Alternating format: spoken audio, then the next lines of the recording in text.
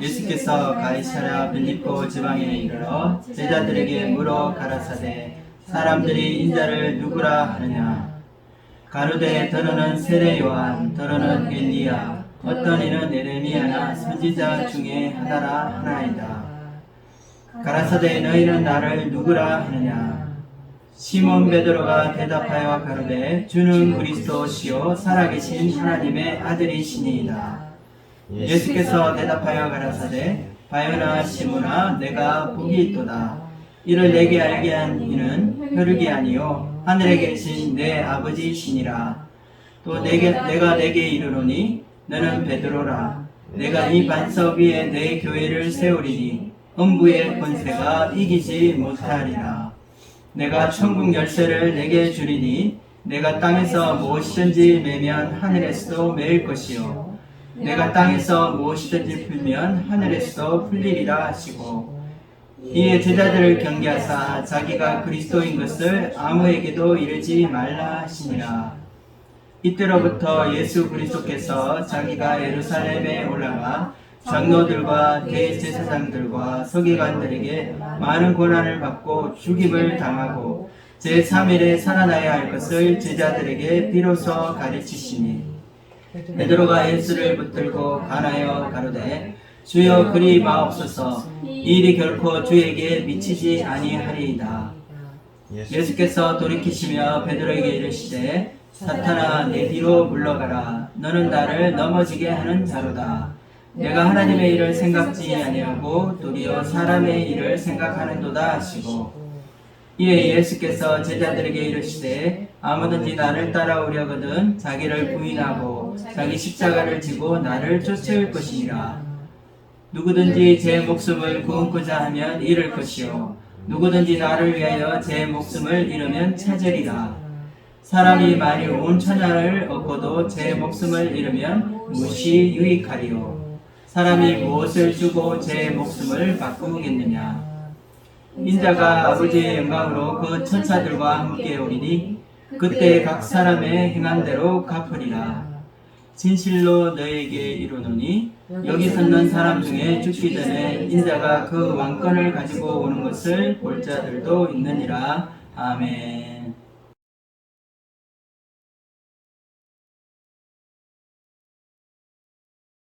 우리가 좋아하는 판타지 영화, 이 호빗 영화에 보면은 소린이 열쇠를 받습니다.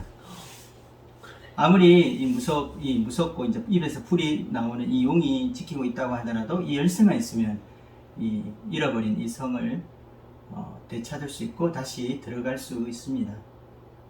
누군가에게 열쇠를 준다는 것은 그 사람에게 그 집이나 그 성이나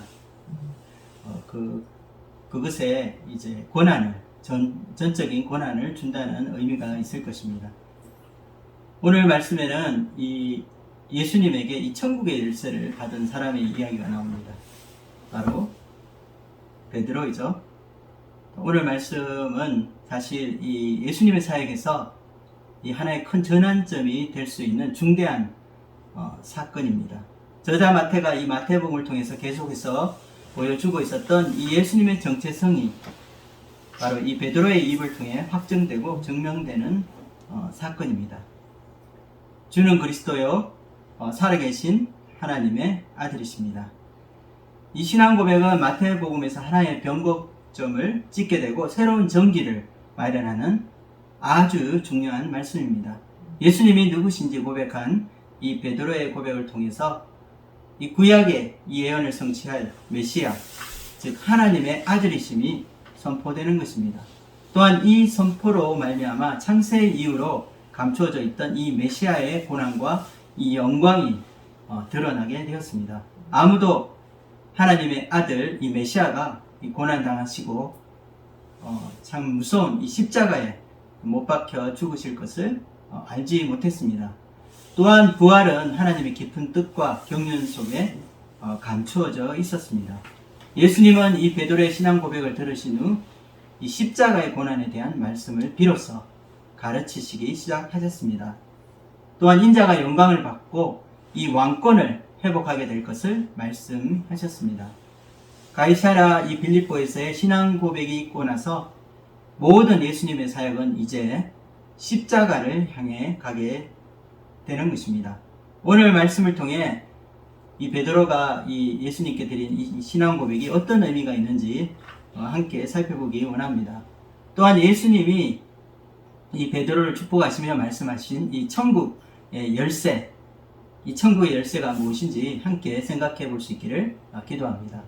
베드로가 고백한 이 신앙 고백을 저와 여러분이 입술로 고백함으로 우리를 통해 이루실 놀라운 하나님의 역사를 기대할 수 있기를 소망합니다. 우리 신앙 고백 위에 하나님의 교회가 세워지는 이 역사를 함께 체험할 수 있기를 간절히 소망합니다. 다 함께 13절 말씀을 읽도록 하겠습니다. 예수께서 가이사랴 빌립보 지방에 이르러 제자들에게 물어 가라사대 사람들이 인자를 누구라 하느냐. 여기서 나오는 이 가이사랴 빌립보라는 곳은 이 갈릴리 북쪽에 위치하고 있고 한 40km 떨어진 곳에 있다고 합니다. 이곳에는 이 헬몬산이라는 큰 산이 있는데 이 헬몬산에서 지하수가 터져서 엄청난 물이 쏟아져 내리고 이 생명의 젖줄이 흐르고 있는 이 풍요로운 도시가 바로 이 가이사랴 빌립보 도시입니다.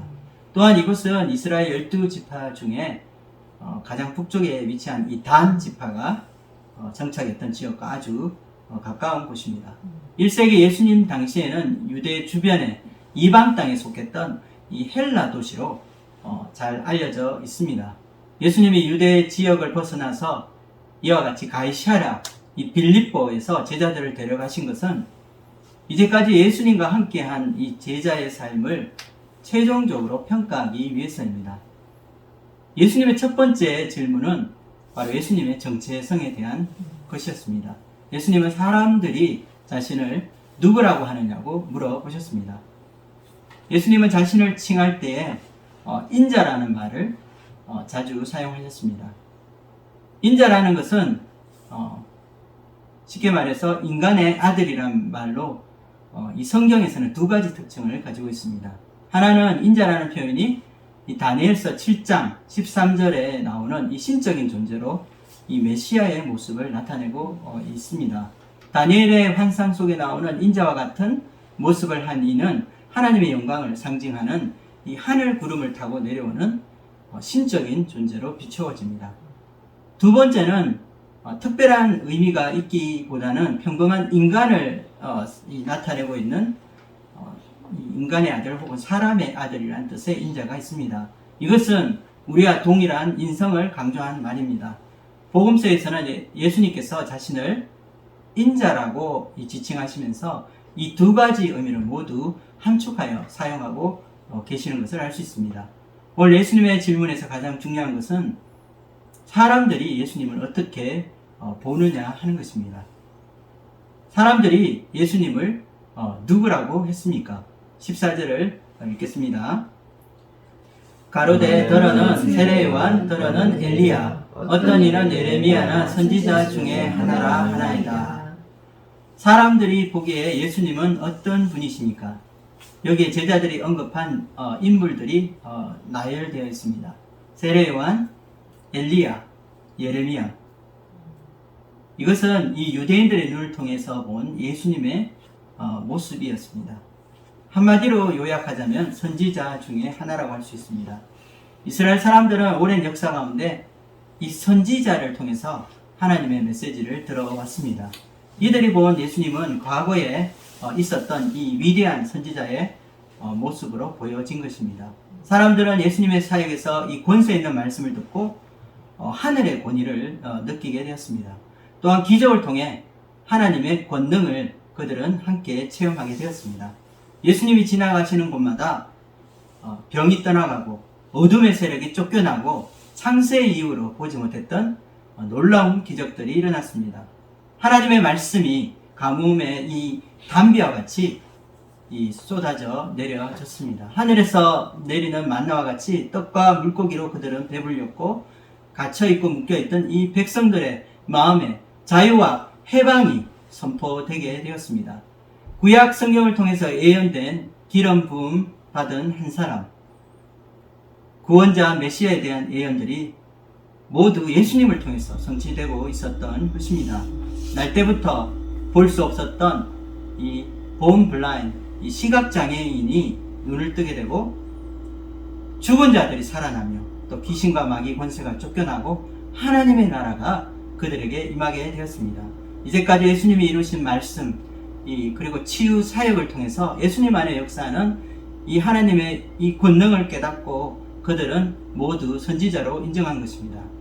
그러나 이것으로 예수님이 누구신지에 대한 대답은 충분하지 않았습니다. 예수님의 두 번째 질문이 이어졌기 때문입니다. 15절을 읽겠습니다. 가라사대 너희는 나를 누구라 하느냐. 예수님은 이제 사람들의 견해가 아니라 예수님과 동고동락하며 함께 했던 이 제자들의 의견을 물으셨습니다. 천국의 비밀을 예수님으로부터 직접 듣고 이 깨닫게 된 제자들이 예수님을 어떤 분으로 판단하느냐는 중요한 문제인 것입니다. 제자들의 대답은 무엇이었을까요? 제자 중에서 대표라고 할 수 있는 이 수제자 베드로의 대답이 있었습니다. 16절을 읽겠습니다. 시몬 베드로가 대답하여 가로되 주는 그리스도시요 살아계신 하나님의 아들이시니이다. 바로 위대한 이 신앙 고백이 이 베드로의 입에서 나오게 되었습니다. 이 고백이 왜 위대한 신앙 고백이냐고 하면 바로 이 고백을 통해서 우리는 영생의 삶에 들어가기 때문입니다. 예수님이 누구신지 아는 것이 영생의 삶을 얻느냐 혹은 얻지 못하느냐를 나누는 가장 중요한 그 기준이 되기 때문입니다. 예수님을 메시아로 이 고백한 베드로의 고백에서 메시아는 곧 하나님의 아들이라는 것을 알 수 있습니다.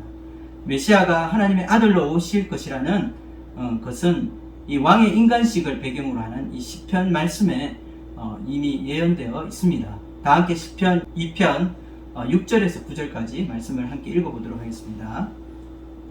내가 나의 왕을 내 거룩한 산 시온에 세웠다 하시리로다. 내가 여호와의 명령을 전하노라. 여호와께서 내게 이르시되 너는 내 아들이라. 오늘 내가 너를 낳았도다. 내게 구하라. 내가 이방 나라를 내 유업으로 주리니 내 소유가 땅끝까지 이르리로다. 내가 철장으로 그들을 깨트리며 질그릇같이 부수리라 하시도다. 이와 같이 다윗의 아들 이 솔로몬의 왕의 대관식 장면을 노래한 시편 2편을 통해서 메시아가 바로 하나님의 아들이심을 선포하고 있습니다. 위대한 솔로몬 왕도 그 다스리는 지역이 땅끝까지 이르지 못했습니다. 그래서 이것은 바로 장차 있을 메시아 왕국을 가리키고 있음을 알 수 있습니다. 이스라엘뿐 아니라 이방과 온 세상의 왕으로 오신 이 메시아 즉위식을 표현한 시라고 우리는 말할 수 있습니다. 이와 같이 메시아는 하나님의 아들이시며 우리의 영원한 왕이십니다. 베드로의 고백은 이스라엘 역사상 기름 부음을 받은 수많은 이 제사장이나 이 왕들을 말하는 것이 아니라 성경을 통해서 하나님이 약속하셨고 예언해 놓으신 바로 그 메시아, 하나님의 특별한 이 기름 부음을 받은 한 사람을 가리킨다고 말할 수 있습니다. 아담의 타락 이후에 잃어버린 이 에덴, 이 낙원을 회복하고 인류를 구원할 수 있는 유일한 한 사람을 가리키는 것입니다. 인간의 이 고통의 원인이 되었던 이 죄와 이 사망의 권세에서 이 모든 사람들을 해방시키고 또 진정한 이 자유를 선포할 수 있는 유일한 이 메시아를 말하고 있는 것입니다.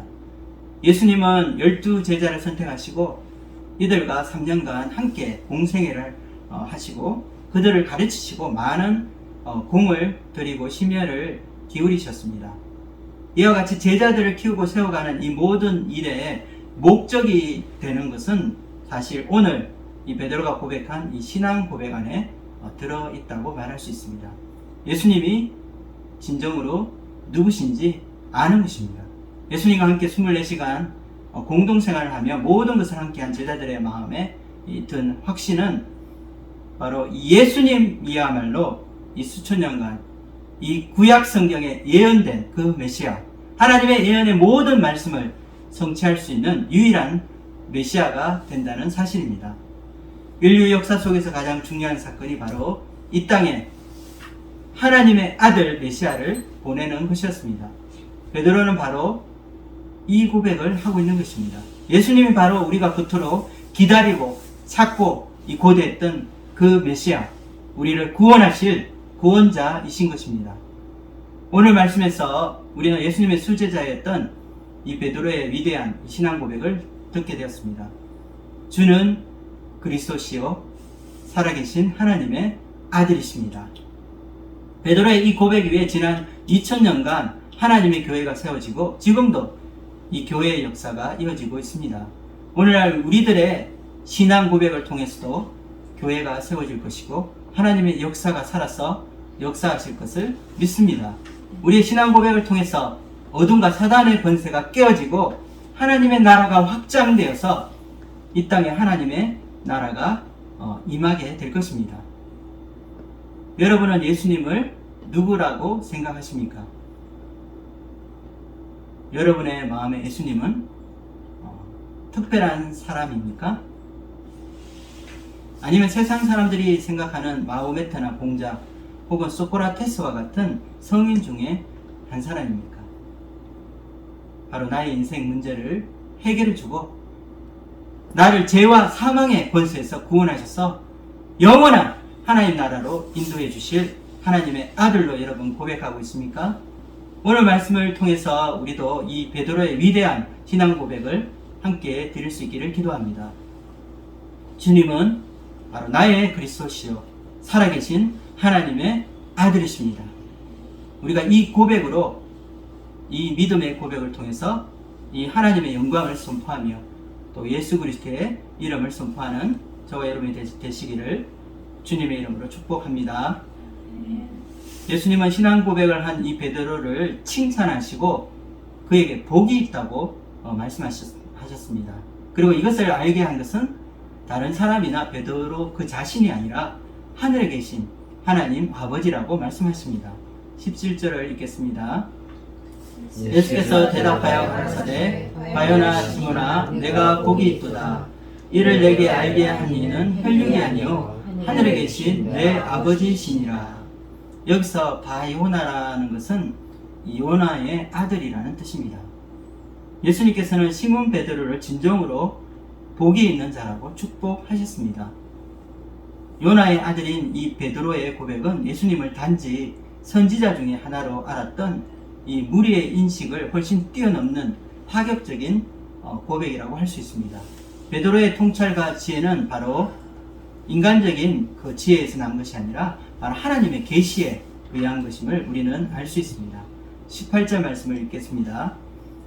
또 내가 내게 이르노니 너는 베드로라. 내가 이 반석 위에 내 교회를 세우리니 범부의 권세가 이기지 못하리라. 예수님의 엄청난 이 축복의 말씀이 신앙 고백을 한 이 베드로에게 주어졌습니다. 베드로라는 이름은 락이라는 뜻이죠. 히브리어는 게바입니다. 바로 예수님이 베드로에게 지어주신 이름입니다. 우리말로는 반석이라는 뜻입니다. 반석은 이 건축학에서 가장 기본이 되는 이 건물의 기초 역할을 하는 것입니다. 예수님은 베드로라는 반석 위에 교회를 세우시겠다고 말씀하십니다. 이것은 반석 위에 세워진 이 교회가 영원할 것임을 암시하고 있는 것입니다. 그러나 이 베드로라는 반석 위에 교회를 세웠다고 해서 베드로의 교회가 아닙니다. 헬라어 원어로 이 문장을 우리가 보게 되면 가장 강조하는 단어가 제일 앞에 나오는데 그것이 바로 내 교회입니다. 바로 예수님의 교회입니다. 예수님의 교회를 오늘 신앙 고백을 한 이 베드로라고 하는 이 제자를 통해서 세우시겠다는 말씀입니다. 또한 이 교회라는 것은 헬라어로 에클레시아이며 이것은 이스라엘 백성이 하나님의 백성으로 그들의 정체성을 나타내는 이 구약의 언어라고 말할 수 있습니다. 그런데 구약의 수천간 이어져 내려온 이 에클레시아 이 모임, 바로 이스라엘이라는 이 구성이 또다시 재조정 되게 될 것입니다. 이제는 메시아를 가운데 두고 유대인뿐 아니라 이방인도 하나가 되어서 하나님의 백성으로 함께 서는 것입니다. 예수님을 중심으로 한 예수님의 이 교회가 이 완성된 천국의 이미지를 우리에게 보여주고 있습니다.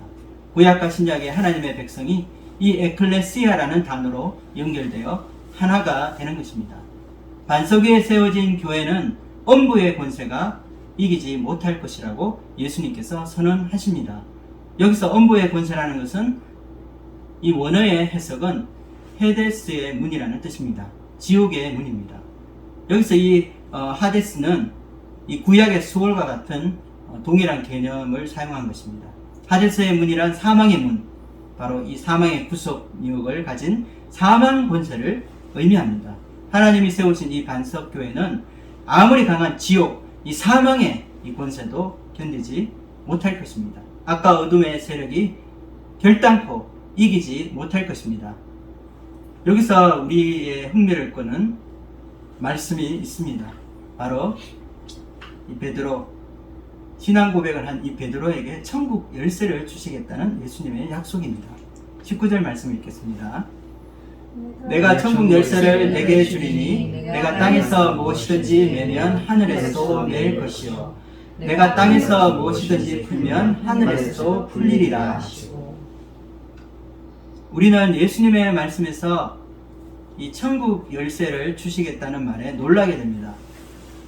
왜냐하면 이 천국 열쇠는 유일하게 하나님의 아들로 오신 예수님만이 가지고 오시기 때문입니다. 베드로에게 이와 같은 놀라운 권세를 주는 것은 우리가 볼 때 참으로 놀라운 일이 아닐 수 없습니다.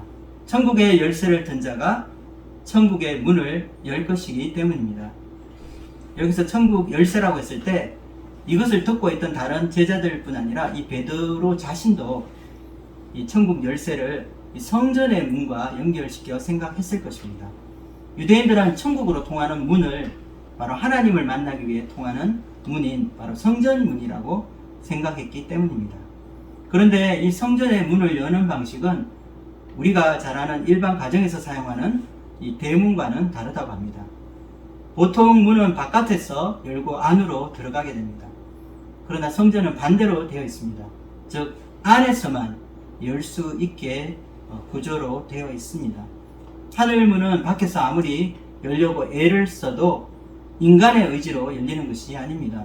성전의 주인이신 하나님이 열어주셔야 열리는 것입니다.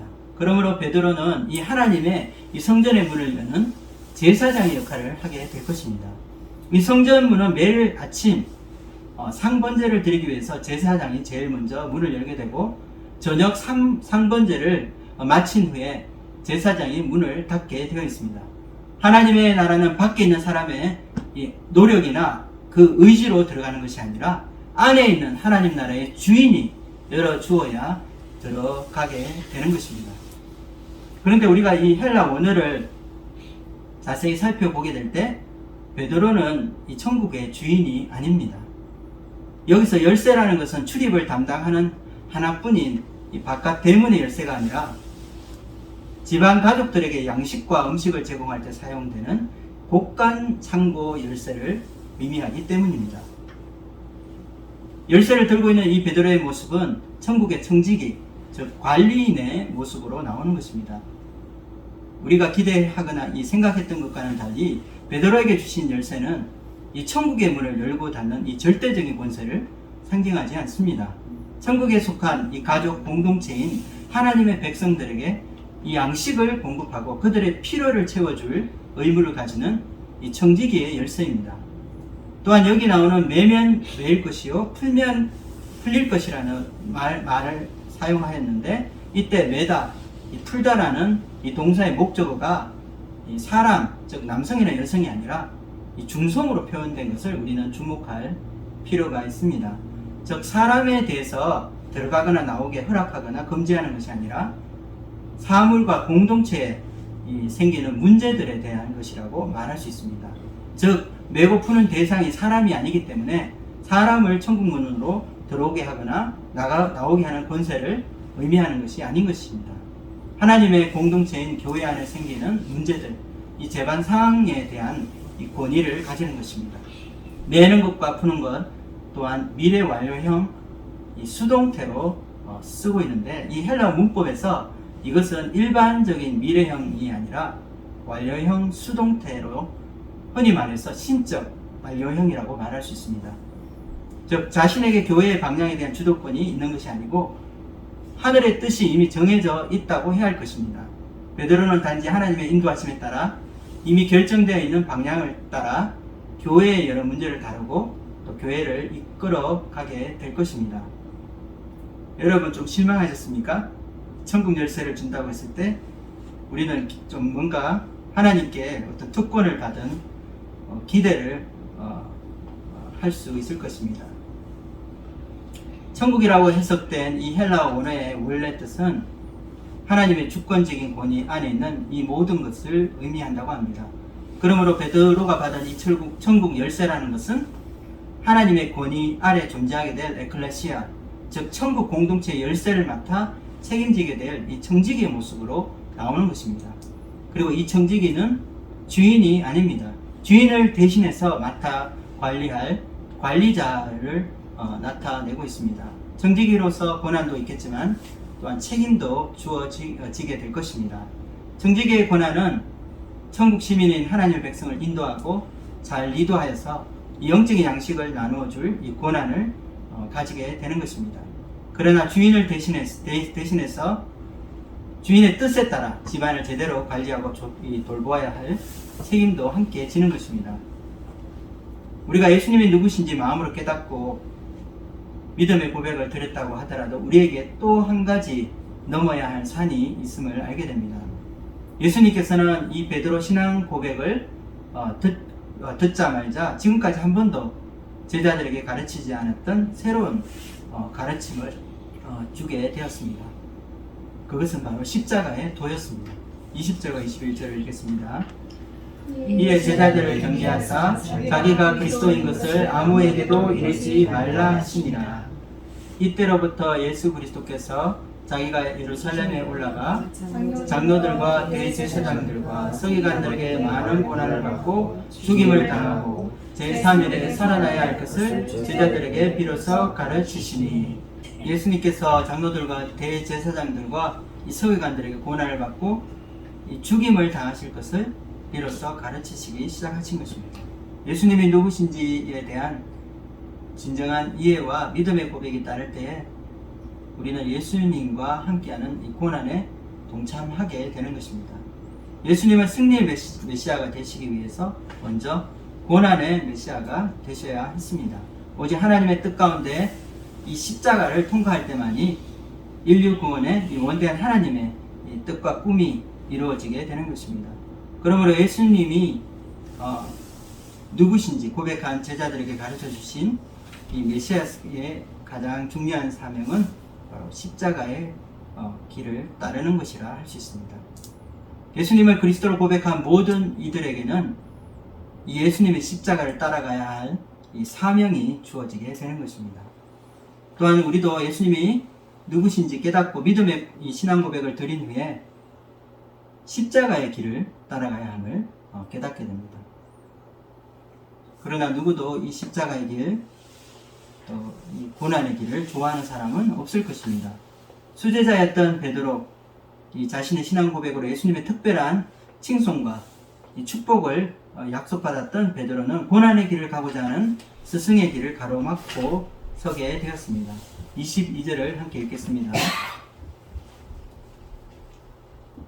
베드로가 예수를 붙들고 가나여 가로되 주여 그리 마옵소서, 이 일이 결코 주에게 미치지 아니하리이다. 사실 이것은 베드로 혼자만의 생각이 아닐 수도 있습니다. 베드로와 함께 했던 모든 제자들이 이 베드로가 가지고 있는 동일한 견해를 가지고 있었을 것입니다. 여기서 붙들고 가나다라는 말은 꾸짖는다는 말입니다. 어떻게 제자된 베드로가 스승인 예수님을 붙들고 또 꾸짖을 수 있을까요? 그런 예수님이 말씀하신 일이 결코 예수님에게 일어났어도 안 되며 있을 수 없는 일이라고 생각한 것입니다. 그가 한 행동은 수제자로서 스승을 보호하고 지켜야 한다는 인간적인 도리나 의리처럼 우리에게 보여집니다. 또한 이것은 베드로의 메시아가 아닌 무엇인지 보여주고 있는 것입니다. 그에게 있어 메시아는 고난을 당할 수 없는 승리의 왕이었습니다. 이스라엘 백성들이 그렇게 기다리는 이 다윗 왕국을 이 땅에 재현하고 로마의 압제에서 이 조국 이스라엘을 구원할 영광의 왕으로 인식하고 있었음을 우리는 알 수 있습니다. 예수님이 십자가의 길을 이야기하자 베드로가 예수님 앞을 막아서게 되었습니다. 그러나 방금 예수님의 칭찬을 들었던 베드로는 예수님의 강하고 이 단호한 꾸짖음을 듣게 되는 것입니다. 23절을 읽겠습니다. 예수께서 돌이키시며 베드로에게 이르시되 사탄아 내 뒤로 물러가라. 너는 나를 넘어지게 하는 자로다. 내가 하나님의 일을 생각지 아니하고 도리어 사람의 일을 생각하는도다 하시고, 예수님은 제자들 앞에서 이 공개적으로 베드로를 꾸짖었습니다. 사단아 내 뒤로 물러가라는 말을 듣게 된 것입니다. 여기서 사단이라는 것은 하나님을 대적하는 이 타락한 천사의 우두머리를 말합니다. 베드로에게는 치명적이고 또 아픈 상처가 될 수도 있지만 예수님에게는 필요한 조치였습니다. 이와 같은 단호한 조치가 아니면 안 될 아주 다급하고 위중한 일이라는 것입니다. 베드로의 인간적인 생각을 통해서 십자가를 지지 못하도록 막아서는 사탄의 어떤 세력들이 있었던 것입니다. 예수님은 가까운 사람을 통해 역사하는 이 사탄의 계략과 이 시도를 간파하시고 이를 저지하신 것입니다. 하나님의 나라에는 고난 없는 영광은 없는 것입니다. 뿌린 대로 거두고 행한 대로 결과를 얻는 것이 바로 하나님 나라의 공의와 원칙입니다. 이와 같은 인간적인 생각은 결국 마귀의 생각과 같은 것입니다. 하나님의 뜻과 목적을 가로막고 하나님의 뜻이 성취되는 것을 방해하는 것입니다. 이것은 예수님이 이 광야에서 시험을 받은 것처럼 고난 없는 영광, 고통 없는 승리를 보장한다는 달콤하고 거짓된 유혹이 될 것입니다. 하나님의 생각과 인간의 생각, 하나님의 일과 인간의 일의 차이를 우리에게 보여주고 있습니다. 베드로의 반응으로 우리는 이미 유대 사회에 뿌리 내리고 있는 이 메시아관이 바로 하나님 뜻과 생각과는 너무나 차이가 있음을 알 수 있습니다. 대부분 유대인들에게 있는 이 메시아 사상은 바로 정치적인 메시아였으며 로마 중심의 이 기존 체제를 전복시키고 정치적으로 이 메시아 왕국을 회복하는 다윗 왕국의 도래를 그들은 기다리고 있었던 것입니다. 그래서 예수님께서는 잘못된 이들의 메시아관으로 인해 오해를 일으킬 것을 생각해서 공개적으로 자신의 메시아심을 드러내지 않도록 하신 것입니다. 우리는 오늘 말씀을 통해서 이 베드로의 신앙 고백은 위대했지만 이 베드로라는 이 사람은 언제든지 넘어질 수 있고 유혹받을 수 있는 연약한 존재인 것을 보게 되었습니다. 예수님이 누군지 깨닫고 믿음으로 신앙 고백할지라도 우리는 얼마든지 시험을 받고 넘어질 수 있는 것입니다. 예수님께 지금까지 듣지 못했던 놀라운 칭찬과 축복을 들었던 이 베드로가 얼마 되지 않아 한 번도 들어보지 못한 저주의 말을 듣게 된 것입니다. 예수님께서 바리새인들에게 독사의 자식이라는 무서운 말을 하셨지만 사탄이라고 한 적은 없으십니다. 우리의 신앙생활도 마찬가지일 것입니다. 때로는 베드로와 같이 칭찬을 듣고 축복의 말씀을 우리가 들을지라도 금방 실수하고 넘어져 이 시험을 받을 수 있는 것이 연약한 우리들입니다. 그러므로 우리는 자긍해서는 안 되겠습니다. 내가 지금 서 있다고 해서 자만할 수는 없습니다. 믿음으로 살아가는 우리 신앙생활에는 늘 함정과 시험이 도사리고 있기 때문입니다. 그래서 우리에게 필요한 것은 이 겸허한 자세, 이 겸손을 배우는 것입니다. 우리에게 주어진 고난과 연단의 시간은 이 겸손이라는 이 마음의 자세를 배울 수 있는 좋은 기회입니다. 늘 깨어 있어서 영적인 긴장을 풀지 않고 믿음의 삶을 살아가며 겸손을 배우는 저와 여러분이 되기를 주님의 이름으로 축복합니다. 베드로의 허물과 연약함이 드러났지만 예수님께서는 이제 제자들에게 십자가의 도를 가르쳐 주셨습니다. 24절 말씀 읽겠습니다. 이에 예수께서 제자들에게 이르시되 아무든지 나를 따라오려거든 자기를 부인하고 자기 십자가를 지고 나를 쫓을 것이니라. 예수님께서는 여기서 아무든지라는 말을 붙이심으로 예수님을 따르고자 하는 모든 이들에게 동일한 말씀을 주고 계심을 보여주십니다. 이 말씀은 21세기 이 현대를 살아가는 우리에게도 동일하게 적용될 수 있는 말씀입니다. 여기서 자기를 부인한다는 것은 바로 공동체 안에 자신의 권리와 이 자격을 포기하는 것을 의미합니다. 이것은 자신이 얼마든지 누릴 수 있는 그 혜택과 권리를 포기함으로 마치 무가치한 존재가 되겠다고 고백하는 것과 같습니다. 이렇게 자신을 부인하고 또 십자가를 질 때 우리는 예수님을 쫓을 수 있다고 예수님께서 말씀하시는 것입니다. 그래서 우리는 예수님을 따르는 삶을 살 때 선택해야 합니다. 나를 위한 삶을 살 것인가? 아니면 예수님을 위해서 나를 희생하는 삶을 살 것인가? 우리는 둘 중에 하나를 선택해야 합니다. 자기를 위한 삶은 바로 인간적인 욕심을 쫓고 또 자기의 육신의 안위와 이 만족을 구하는 삶입니다. 우리는 늘 이것을 추구하게 되어 있습니다.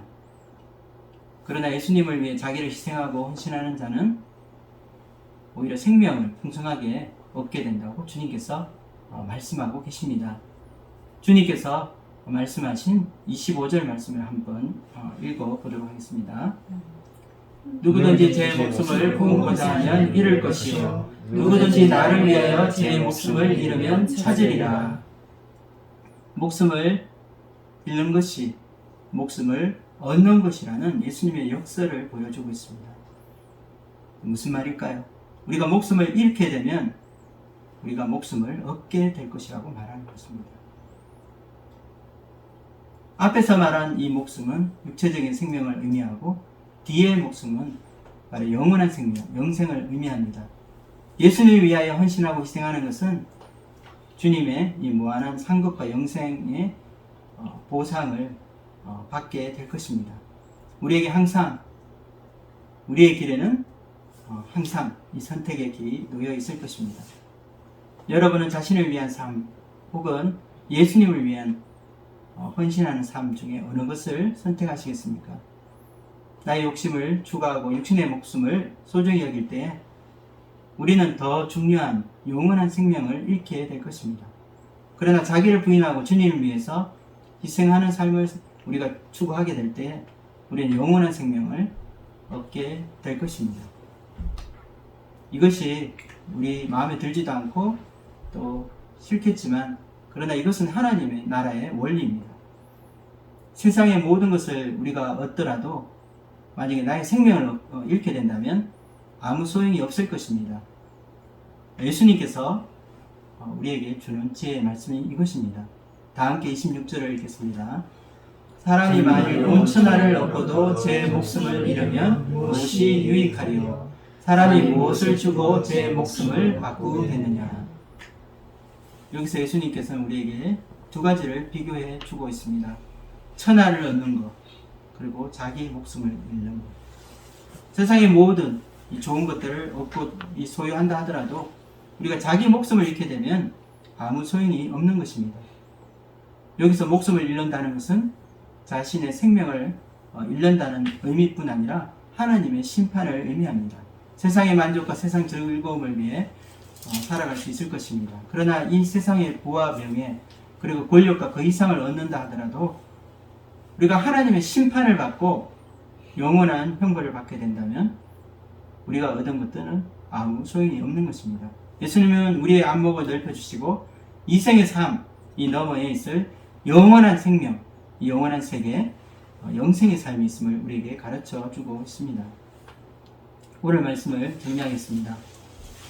우리는 오늘 말씀을 통해서 이 베드로의 신앙 고백이 어떤 의미가 있는지 함께 생각해 보았습니다. 베드로의 신앙 고백은 바로 우리가 영생을 얻느냐 아니면 영원한 심판을 받고 지옥불에 들어가느냐를 결정하는 기준이 될 것입니다. 예수님을 아는 것이 영생이기 때문입니다. 또한 오늘 말씀에서 예수님이 이 베드로를 축복하시면서 말씀하신 이 천국의 열쇠가 무엇인지 함께 생각해 보았습니다. 여기서 말하는 천국 열쇠는 이 천국 문을 열고 닫는 이 대문의 열쇠가 아니라 바로 이 천국 공동체인 교회에 하나님의 백성들을 사랑으로 인도하고 그들에게 필요한 양식으로 섬길 수 있는 곳간의 열쇠인 것입니다. 누구든지 믿음의 신앙 고백을 드리는 자에게는 천국 백성을 먹일 수 있는 이 곳간의 열쇠가 주어질 것입니다. 이것은 성김과 이 사랑의 리더십으로 돌보게 되는 청지기의 이 열쇠입니다. 주는 그리스도시요 살아계신 하나님의 아들이십니다. 우리 모두가 이 베드로가 고백한 이 믿음의 고백을 우리의 입술로 그리고 우리 마음의 중심으로 고백할 수 있기를 기도합니다. 우리의 믿음의 신앙 고백으로 말미암아 우리가 천국 백성이 될 것이고 영원한 하나님의 심판에서 구원받고 영생을 얻게 될 것입니다. 또한 주님께서는 우리의 신앙 고백 위에서 이 하나님 나라의 이 교회를 세우시고 하나님의 구원의 역사를 이어가시겠다고 말씀하십니다. 무엇보다 우리의 믿음의 고백으로 끝나는 것이 아니라 고백 후에 바로 십자가의 길이 우리에게 사명으로 주어지는 것을 우리는 기억해야 할 것입니다. 우리의 신앙 고백 위에 하나님의 교회가 세워지고 우리의 성김과 이 사랑의 십자가의 도를 통해 많은 영혼들이 구원을 받고 하나님 나라가 확장하는 놀라운 역사를 우리 한 사람 한 사람이 체험할 수 있기를 기도합니다. 믿음으로 신앙 고백을 드리며 예수님의 십자가의 길을 묵묵히 따라가므로 주 곧 의로우신 재판장이 그날에 주실 생명의 면류관을 받는 저와 여러분이 되시기를 주님의 이름으로 축복드립니다. 기도하고 마치겠습니다.